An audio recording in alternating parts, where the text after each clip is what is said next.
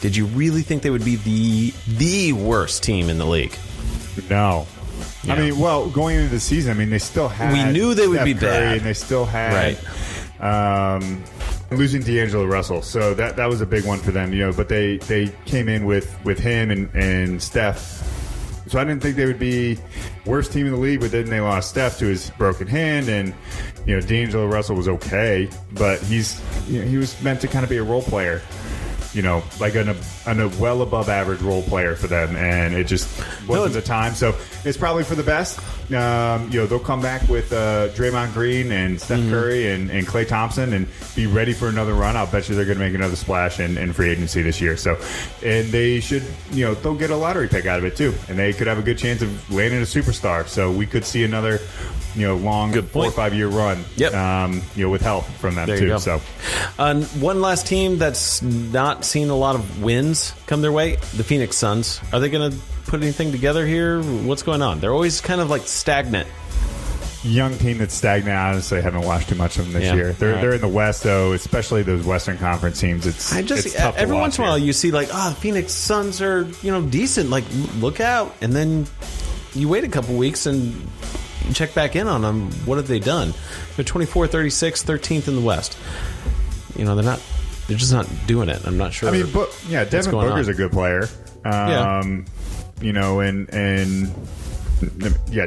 Booker's a pretty solid player, but that's really about all I can truly remember from them. Well, that's it for our midseason report card. We only touched about hardly even half the teams there.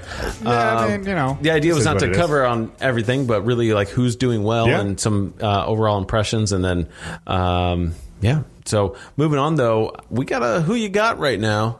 Yeah. I didn't know that you went with this one either, so I'm just learning some touchdown music, Eric? Yeah?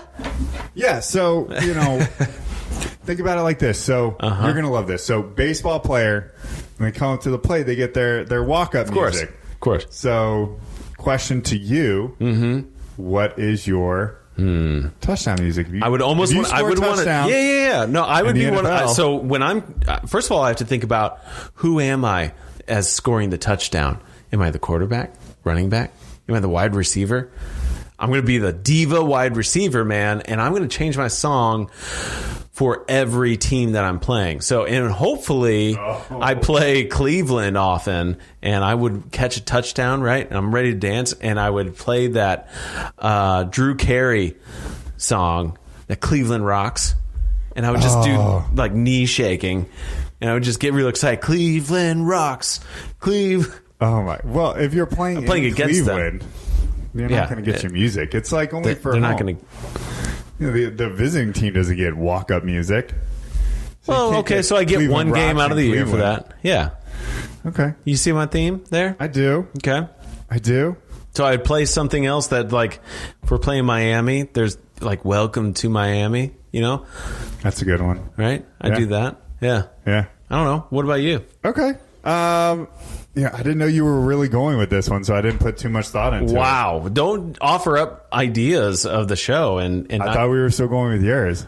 I don't even know what that one was. It wasn't fully written sentence. Pretty sure there was a typo in there. Well, now so we got to... Yeah, now I'm scrambling. And having to patch a bunch of stuff here. It's not going to be good. Eric, you would totally go for like an AC/DC song. I was thinking that, but I actually hate AC/DC. I know you do. So, probably not. Well, okay. Who are you scoring the touchdown? Eric, to me, is this fullback who may score one touchdown every 300 games. And if I have a 300-game career in the NFL, I did pretty good, but you scored one touchdown. Yeah. So what's that song? What's it going to be? Oh, you know what? Given that that's my position, it's going to have to be something super fun, but kind of like 80s. So I got to go with The Boss and Born in the USA. Okay. Good. You can ride the pony and fullback. Sure. It's a touchdown scoring song. That is good. Right? So it definitely, the music has to go with the position and how the touchdown was scored. Oh yeah. It's got to. Yeah. All right. I like that. We didn't have to hang on that one too long, but we should definitely post some music, and I'd like to put more thought into other teams' cities, like a song that would go against that city for sure. But okay. And lately, I've just not really cared about Cleveland. So no, you beat me up on it all the time. Yeah, well, yeah, I got to win one of these bets eventually because that Super Bowl bet didn't go so well for me. No. Anyway, MLB Power Rankings. That's what we're doing for the Lightning standings. Yes. Hear the thunder. I'm excited actually to talk about this because spring training is underway. We mentioned the Astros getting plunked, but all the teams have reported they're playing in Arizona, Florida. It's exciting. You get to see Timmy Tebow falling in the outfield. If you haven't seen that, look it up. You were so upset about watching him fall over his own shoelaces. I was upset, yeah. I want to see him do well, Eric. Really? He was a Bronco. Don't. Go Ponies. All right. Why don't we work away from the bottom? I like kind of keeping those top teams, for last. So save the best for last. Starting with the. Are we starting at the bottom? I'll take the worst 15. How about that? Okay. Baltimore Orioles, because I don't think you really wanted to mention that. From at 30th. This is being pulled from MLBDailyDish.com, and they mentioned, in the wise words of the Athletics' Grant Brisbee. This is so funny. No. They're going to be so bad. No. All right. At 29, Seattle Mariners, Detroit Tigers at 28. So no surprises on those guys. Miami Marlins still expected to stay low at 27. San Francisco Giants expected not to have a big year at 26. Pittsburgh Pirates also struggling at 25. Kansas City Royals starting to do maybe a couple of things right, but not quite there. Well, they lost 103 games last year. Yeah. Colorado Rockies sitting at 23. So even though they still have some talent, they were giving away some talent. Well, aging talent, except for Arenado. Yep, good point. So San Diego Padres, even though they have Manny Machado, still at 22. What's going to happen there this year? Don't know. It's a tough division that they live in with having the Dodgers there. And Toronto Blue Jays at 21. Boston Red Sox expect at 20 right now. Of course, early season, but that's a little bit of a surprise where you have New York Mets ahead of them at 19. 18 is Cleveland Indians. 17 for the Philadelphia Phillies. So we'll see if they can put something together while obtaining Zach Wheeler. And Texas Rangers, they got a new stadium going. Is that open this year? Yes. Yeah? I believe so. I mean, that's the only thing really I think going for them. But anyway, they're going to be a middling. Yeah, middling. Yeah. Middle of the road. Absolutely. So at 16, and the 15 spot belongs to the Chi-Town Cubbies. Okay, so I'm going to take it from there. We're going to start with the Arizona Diamondbacks, who just took Madison Bumgarner. He will be pitching for them when he's not doing rodeos. That was a good move, though. I think that's a good spot for him. Yeah, Bumgarner? Yeah. For sure. Yeah, I like it. Los Angeles Angels. Albert Pujols is coming down to the end of that. We're talking about 2 years left. Got to be on that contract. But they got Shohei Ohtani, Anthony Rendon. That was a big signing for them, obviously. And they still have the man out there. So Mike Trout.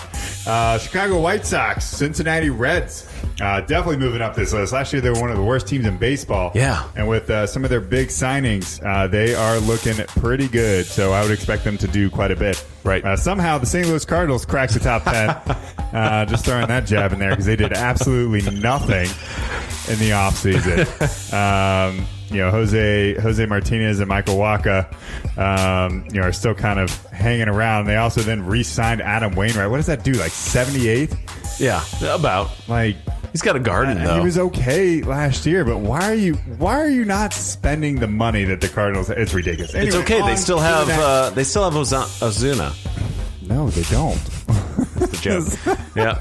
All right. Milwaukee Brewers, Oakland Athletics, Minnesota Twins up there. They were a really good team last year. So, looking to stay in the top 10 or move a little further up. Tampa Bay Rays still expected to be a really good team out there, which is pretty great. Houston Astros. This is a polarizing team, guys. Some of the other power rankings we saw had them still in the top 3.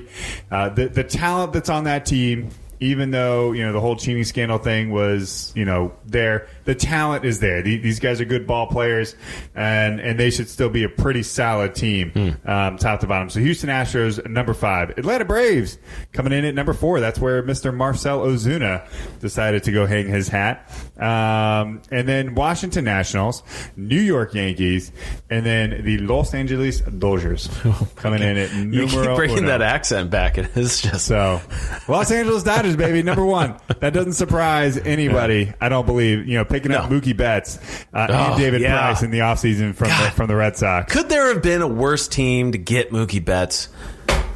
The Cubs for you? It was already bad for me to the Yankees. Betts, I'm an Orioles fan, so he's already in a terrible spot. So in that list, there's only one team, and I'm not necessarily a Red Sox fan, but I have to disagree with their position. Yes, they lost a key player. You think they belong down that low? Where were they? 20? Now, certainly they're going to get some wins against the Orioles. Okay, are they a worse team than the White Sox?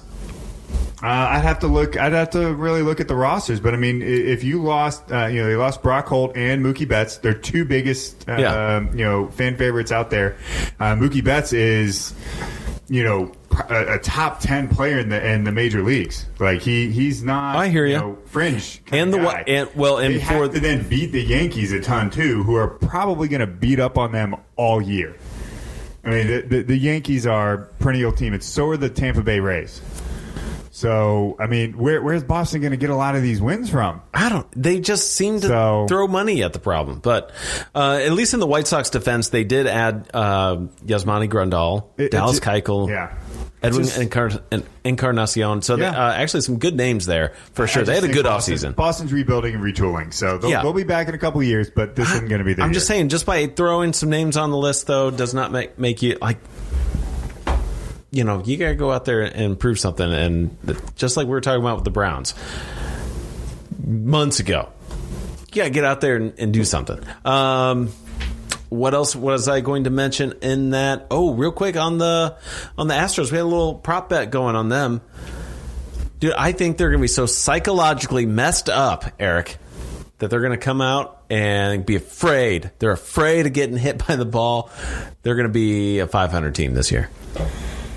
Crazy. Yeah, I think they'll have a worse year, though, than we may think. You are right that they have talent. They have a lot of pieces to I don't think they're going to win 100 games, but they're better than 500. Well, we'll see. Eric, the season is right around the corner. Yeah, it's coming. All right. Look forward to it. Yeah. Until then, we have some best games to watch as we wrap up this episode. I got a couple, man. I'm super excited about. Raptors and Nuggets. We talked a lot of basketball today. I got some basketball games for you guys. So this Sunday, Raptors and Nuggets are going down. And then on Monday, the Bucks and the Heat. So Western Conference, a little Eastern Conference. Going on. So that's what I got, man. What do you got going on? It looks like you put down some good hockey. I did, from the boards to the ice, man. Blues and Rangers. So our two favorite teams. So that's why I felt like putting that one in there. I mean, realistically, until tonight, that would have been a really good game because Rangers were 2 points out of the playoffs. They were playing pretty well, and then they just lost their second best player. Chris Kreider broke his foot tonight. So, which was a player the Blues were actually, really pegged to get. And the trade deadline was scoop up Chris Kreider, but he decided to resign to New York. Washington Capitals and the Flyers are going down on March 4th. Flyers have gotten much better. Much better. Really in the past, of course, Capitals and Penguins get a lot of people excited. That was always a good matchup. Right now, it's not. Flyers are a good team. Yeah, they're really moving up. Yeah, Bruins versus the Lightning. I like that one too. That's going to be a fun one. And then anything MLS right now, because the season's about to begin. Hey, Ty, when does this start again? Let me check my clock, dude. 13 hours and change? Or is it under 13 now? It's 12? No, it's at 13 hours and 12 minutes. Oh, okay. Yeah. So it's coming up. Yep. All right. Well, guys, that does it for us. We're out of here. Thanks for tuning in to Average Sports with Average Guys. Don't forget to like, subscribe, share, tell your friends, and we'll see y'all next time.